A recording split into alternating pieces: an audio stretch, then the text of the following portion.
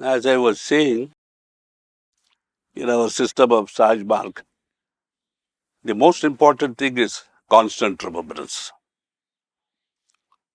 It should be really constant.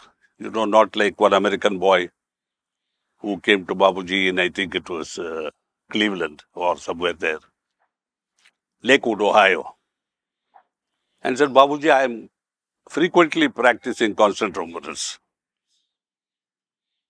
That is not what we mean. Constant remembrance must be continuous 24 hours of the day, in sleep as much as in waking consciousness.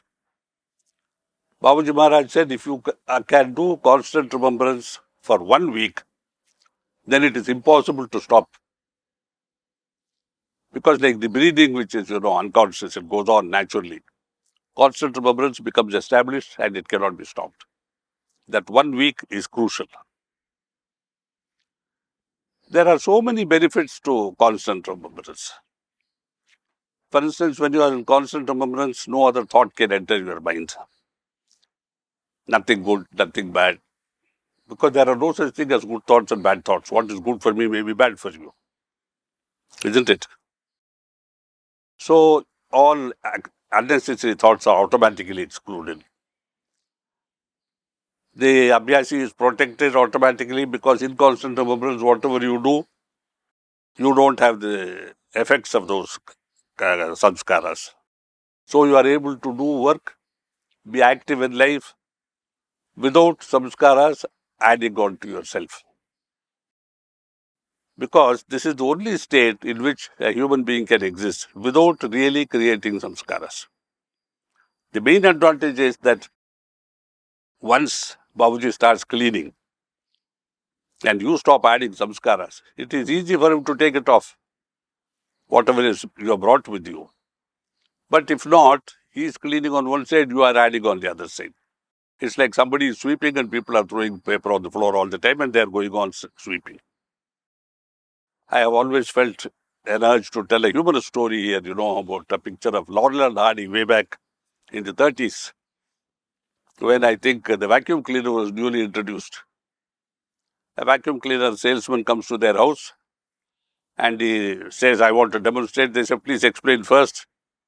So Stan Laurel and Oliver Hardy, they listen to everything. And then they say, it can remove everything. He says, yes, anything. Waste paper, dust, feathers, anything. So they say, feathers. And they pluck a couple of chicken and throw all the feathers into the bedroom, And then they plug in the vacuum cleaner, there's no power. So that is what happens. We are creating for him to clean. And he is the vacuum cleaner. And if he decides, I can't go on like this anymore, then we are finished. Because what we have brought is still there and what we have willfully added is still there. So we have come into the earth, into this world which says so much, and we are going to leave it with so much. That is why our subsequent rebirths are grosser and grosser. And it's like a stone falling, which according to the laws of science, it accelerates. 32 feet per second per second. First second 32 feet, second 64, third second 96, like that. So our pathan, as we say in Hindi, our fall is progressively faster and faster. In constant remembrance, this danger is largely avoided. And in sleep, what is the benefit? Because if it is established in myself so strongly, in sleep also my subconscious is busy with the master's thought. I cannot have nightmares, I cannot have bad dreams. In fact, I may not dream at all. Western psychology may say, well, that is unhealthy. But here it's not a question of health or unhealth, you see. It's a question of what is good for spirituality. Spirituality does not guarantee health. Spirituality guarantees normalization of the human being. Normal physique, normal physical health, normal length of life, normal happiness, normal miseries, everything. All normal. Because life is something which goes up and down. Like the day, you see, which has day and night. You cannot avoid one half of life. It's like saying, give me a coin with only one side. Can anybody on earth give you a coin with one side? It's not possible.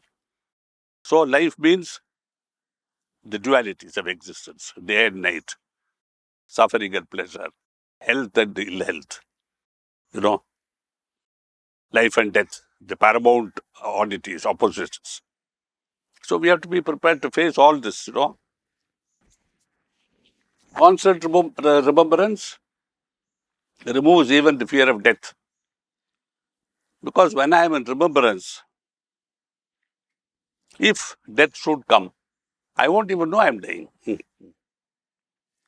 I go to bed, and for others I am dead because they see the body which is not moving, which is not active, which doesn't speak, which doesn't laugh. But for the soul itself, it is as it always was, in a state of remembrance. It was remembering not because of the body, but because of the consciousness. And the soul takes that remembrance with it.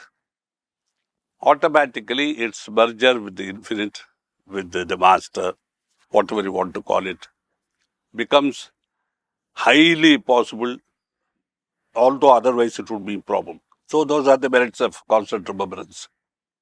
And as Babuji said, one who is remembering is remembered. Because the very fact of my remembering him, as he used to say, knocks on the heart of the master. And once the master comes out and peeps to see who's remembering me, your job is over.